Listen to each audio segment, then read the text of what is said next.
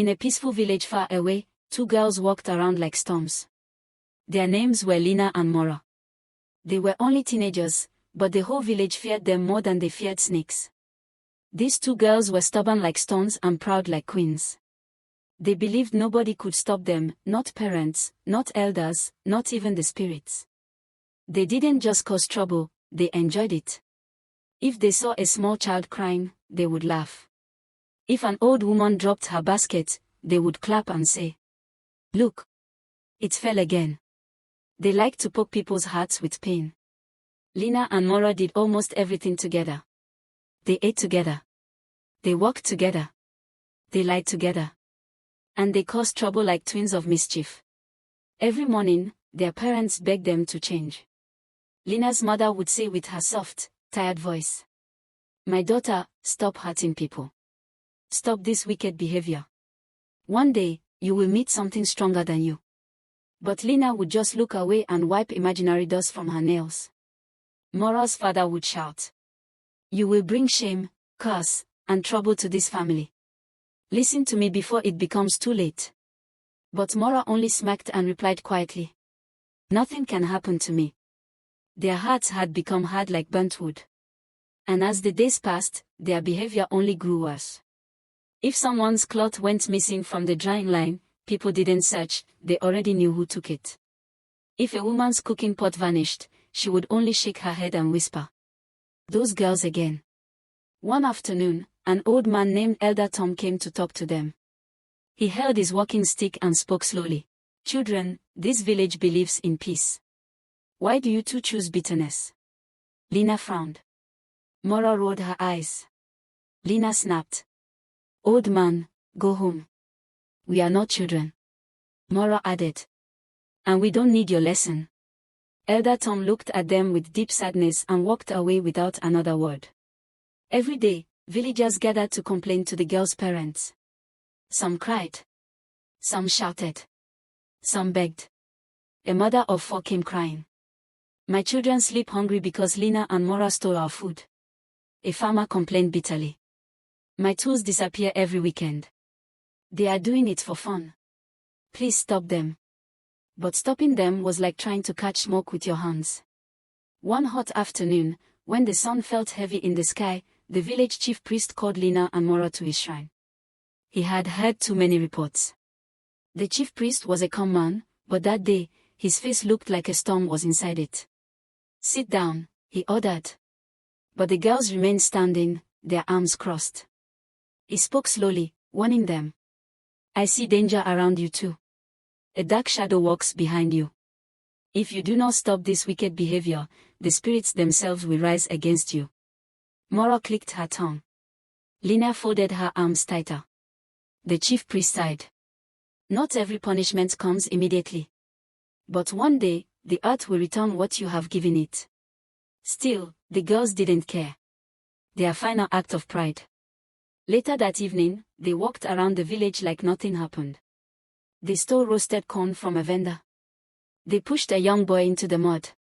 They laughed as his mother cried and held him tightly. Everyone watched them with fear and anger. A man whispered, "One day, they will cry." But he didn't know how close that day was. Something in the unseen world had already heard everything. Every cry, every complaint, every pain those girls caused. And something dark was waiting for them in a place no villager dared to go. The sun was falling behind the hills when Lina and Mora finally left their homes. Their hearts were full of mischief and pride. They whispered and laughed, ignoring the warnings of their parents, the villagers, and even the chief priest.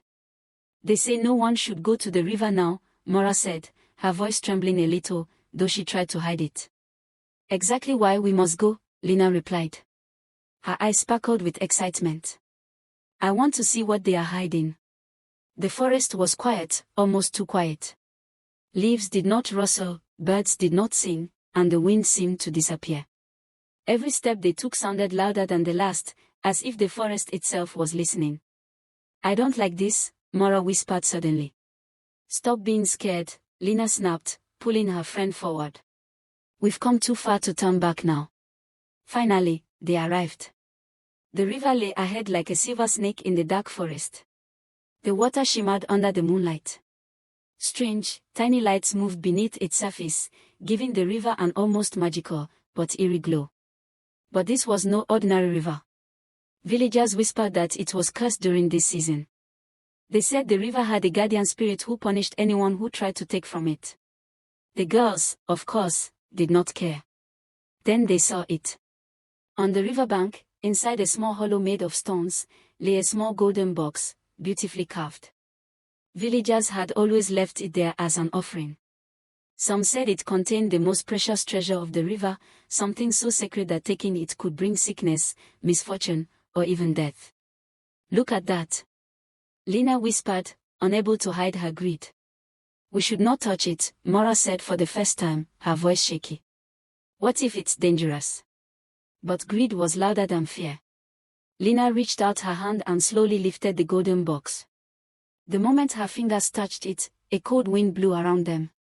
The river water rippled violently, though there was no one there. Strange whispers filled the air. "We should leave," Mora cried, but Lina only laughed. "Relax. It's just the wind. Nothing can stop us." And then they ran back toward the village, clutching the golden box tightly. The walk back was silent, except for the sound of the girls' fast breathing. But something was not right. Mora suddenly felt dizzy. She grabbed a tree for support. "Mora, are you okay?" Lina asked, finally noticing her friend's pale face. I feel hot, my head hurts," Mora whispered, her teeth chattering. Lina looked at her reflection in a small puddle. Her own face was pale, and her hands trembled. The golden box in her hand seemed heavier than it should be. Shadows of dark shapes moved across the ground, though no one else was there. "We, maybe, should return it," Mora suggested weakly. But Lina shook her head stubbornly. "No. We can't. This is ours now. We are strong. Nothing will happen to us." By the time they reached the edge of the village, the moon had disappeared behind thick clouds. The wind carried strange whispers, almost like the river itself was speaking directly to them. Return it, or suffer." The girls froze. They heard footsteps behind them, though they were alone. The air grew colder. Even the dogs of the village barked, sensing something strange. For the first time, Mora looked at Lina with fear. "Lina, I don't think we should have taken it." But Lina, full of pride, only held the golden box tighter. "Nothing will happen. Look at me. I am not afraid of anything." Little did they know, the river had already marked them. Something invisible, powerful, and angry had begun to follow them, and soon, it would make them pay in ways the chief priest could not heal. The first tremors of the sickness were already inside them. A shadow of pain that no medicine or prayer could remove. The golden box was more than treasure, it was a curse. And the girls would soon discover that some things are never meant to be stolen, and some punishments do not wait. The next morning, the village woke up to a strange silence. Birds did not sing. Dogs did not bark. The wind was still. But the silence was not peaceful, it felt wrong, almost like the village was holding its breath. Inside their homes, Lina and Mora were both sick. It started with small things, aches in their heads, shivers that would not stop, and a strange heaviness in their bodies. But soon, it became much worse. Their skin burned as if they had been touched by fire. Their stomachs twisted painfully. And their eyes, once full of pride, now looked hollow and afraid. "Mora, help me. I feel so weak," Lina whispered, her voice trembling. I can't stand, my head, it's burning," Mora cried, collapsing onto her bed. Their parents rushed in, screaming for help. "What is happening to you?" Lina's mother cried, tears streaming down her face. "Tell me what is wrong." We took something from the river," Mora gasped, her lips trembling. The words fell like stones. Their parents froze, realizing immediately what their daughters had done. Word of the sickness reached the chief priest quickly. He arrived at Lina and Mora's home, his face pale but determined. He had seen many strange things in his life, but never anything like this. "Tell me everything," the chief priest demanded, kneeling beside the girls. Lina and Mora, barely able to speak, whispered the story of the forbidden river, the glowing water, and the golden box they had stolen. The chief priest's face darkened with worry. This is beyond ordinary sickness. This is a curse from the river itself. It is the punishment for stealing the sacred treasure, he said in a low voice. He tried everything he knew. He sprinkled holy water, chanted prayers, burned herbs, and performed rituals. He pleaded with the river spirits silently, asking them to forgive the girls. But nothing worked. The girls' sickness only worsened. Their bodies became weaker, their cries louder, their fear deeper. They are marked, the river's anger will not leave until the treasure is returned, the chief priest admitted to the parents, his voice breaking. Mora suddenly looked at Lina with tears in her eyes. "Why did you make me do this?" she sobbed. "We could have left it alone, we should have listened to everyone." Lina, weak and shivering, whispered back. I thought we were strong. I thought nothing could touch us. I was wrong." Their parents could barely speak. The mothers' tears fell without stopping. Their fathers shook their heads, hearts breaking. "We warned you, girls, we begged you, we prayed for you." Lina's mother cried, hugging her tightly. "Is there no way to save them?" Mora's father whispered to the chief priest, panic rising in his voice. The chief priest shook his head, tears forming in his own eyes. "I have tried everything, this sickness, this curse, it is not a normal illness. It is the river's punishment. Only one thing can save them, and it is almost impossible." The girls listened, fear and regret filling their hearts. For the first time, they understood the weight of their pride, their greed, and their cruelty. Days passed. The girls could barely eat or drink. Their bodies grew weaker. Their eyes looked empty. The villagers whispered in fear. "The river's anger cannot be ignored," an elder murmured. "No one who touches that treasure ever comes back the same," another said, shaking. Even the parents, who had once hoped to protect them, felt powerless. Late at night, Lina cried softly, looking at Mora. "Do you think we will survive this?" Mora's tears fell silently. I don't know. I don't think so." The golden box lay hidden in a corner, heavy and ominous, like it was feeding on their pain. The river's curse had already begun its work. The chief priest, kneeling beside them once more, whispered prayers that no longer seemed strong enough. The sickness, he realized, was beyond human power. The suspense in the village grew. Everyone feared the next day, afraid of what the river would take next.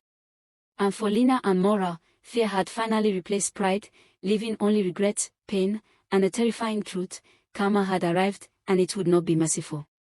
Days passed, and Lina and Mora's condition grew worse. Their skin turned pale and clammy. Their breaths came in short, shaky gasps. They could not stand, could not eat, and could barely speak. Every sound they made was a cry of pain. The village had never seen anything like it. The golden box sat quietly in the corner, but its presence was heavy, almost alive. The air around it seemed colder, darker. Sometimes, faint whispers rose from it, like someone speaking from deep underwater.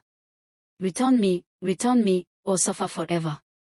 The parents could barely watch their daughters suffer. Lina's mother clutched her hands and wept. "Please, oh please, survive, my child, please." Mora's father shook his head in despair. "We warned you, Mora. Lina, we prayed for you, but this is too strong."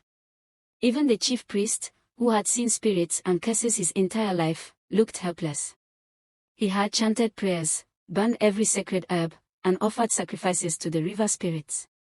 But the sickness refused to leave. "It's the golden box," he admitted, voice shaking. "It is cursed, stolen from the river's sacred altar. Nothing I do can heal them while it remains in their possession." Lina lay on the bed, shivering violently. Her eyes, once full of arrogance, now filled with terror. "Mora, I'm scared. I can feel something moving inside me, burning." Mora, her body shaking uncontrollably, tried to speak but could only whisper. I don't want to die. I never wanted this." The girl's cries echoed through the village. Neighbors stood outside, listening in fear, afraid to enter the house. Even the dogs whimpered. We should never have gone to that river, we should never have touched it, Mora gasped, tears streaming down her face. Lina squeezed her hands tightly, trembling. We were so stupid, so proud, we thought we were stronger than everyone, stronger than the spirits. Her voice broke, and for the first time, she felt real regret. The chief priest knelt between the two girls, his hands raised in prayer. His face was pale, his eyes filled with desperation. River spirit, we beg you, have mercy on these children, he cried, voice echoing into the still night. He sprinkled holy water over their heads, but their bodies did not respond. The golden box seemed to pull the life from their limbs. It glowed faintly, like it was feeding on their suffering. The priest's voice grew heavier. They will not survive unless the box is returned to the river and an offering is made, but it will not be easy. The river does not forgive thieves lightly. The girls looked at each other, weak and scared. For the first time, fear replaced their pride completely. Do you think we can survive if we return it? Mora whispered. I don't know, Lina gasped. Her lips quivered. But we have to try, we have no choice. Outside, the villagers whispered among themselves, fear filling their hearts. I told you, those girls would pay, one woman said, holding her shawl tight. It's not just a sickness, it's a curse. We can feel it, another man replied, shivering. Even the parents felt the tension crushing them. They had never felt so powerless. Every second that passed seemed like an eternity. That night, the golden box began to vibrate softly, like a heartbeat. The girls moaned, feeling waves of pain coursing through their bodies. Every touch of the box burned them deeper. We have to return it, Lina whispered, her voice barely audible. Yes, before it's too late, Mora said, tears falling down her cheeks. But returning it would not be simple. The river was far, deep inside the forest. And they were so weak that even walking was nearly impossible. The suspense in the village grew. No one knew if the girls would survive the journey, or if the river spirit would claim them before they even reached it. The sun had barely risen when Lina and Mora, weak and trembling, prepared to walk back to the forbidden river. Their bodies were pale, their legs barely able to hold them. Every step was agony, every breath a struggle. The golden box lay between them like a heavy stone, cold and dark, radiating something unnatural. We have to return it, Mora whispered, her voice barely audible. Yes, Lina gasped. Her eyes were red from crying. It's our only chance, we have to face the river, no matter what happens. Their parents, tears streaming down their faces, watched helplessly. Please be careful, their mothers begged. May the spirits protect you, the chief priest muttered, shaking his head. Even returning it may not save you completely, the river's anger is terrible. The girls moved slowly, clutching each other for support. Every shadow in the forest seemed alive. Strange whispers followed them. Return what you stole, return what you stole. The forest grew darker and colder. Twigs snapped under their feet, but no animals ran. It felt like the whole forest was waiting, watching, and judging them. Suddenly, Mora fell to the ground. I can't go on, she sobbed, clutching her stomach. Lina helped her up, tears in her own eyes. We will make it, just a little further, please don't give up. The golden box seemed to pulse with life, heavier with every step. The girls could feel the river's power growing stronger, pulling at them, testing them, making their suffering worse. At last, they reached the river. The water glowed silver, but this time it was different. Dark shadows moved beneath it, rising and falling like the arms of angry spirits. A cold wind swirled around the girls, knocking them to the ground. Return it, a voice whispered from the river, soft yet terrifying. Return what is mine, or suffer forever. Mora's body shook violently. Lina. I'm scared. I think I cannot survive this. Lina held the golden box over the water. Her hands trembled, but she raised it high. We are sorry, please forgive us, she shouted, tears blinding her eyes. The river roared as if in answer. Waves splashed violently, yet the golden box hovered above the water. Slowly, trembling, Lina placed it gently on the riverbank. The shadows in the water seemed to swirl around the box, pulling it down. The girls fell back, too weak to move, watching in silence. Suddenly, a huge wave surged toward them, knocking them into the water. Panic filled their hearts. They struggled, but the water pushed them gently back toward the riverbank. It was as if the river had tested their courage, their regret, and their repentance. A soft light glowed from the box as it sank into the water. The whispers stopped. The river became calm again. The sickness in Lina and Mora's body slowly began to ease, but their strength did not return completely. Their skin was pale, their eyes haunted, and their bodies weak. "It's over," Mora whispered, shivering. "Yes," Lina said, tears streaming down her cheeks. We survived, but we will never forget this, never." The chief priest, who had followed them at a distance, knelt on the riverbank, whispering prayers of thanks.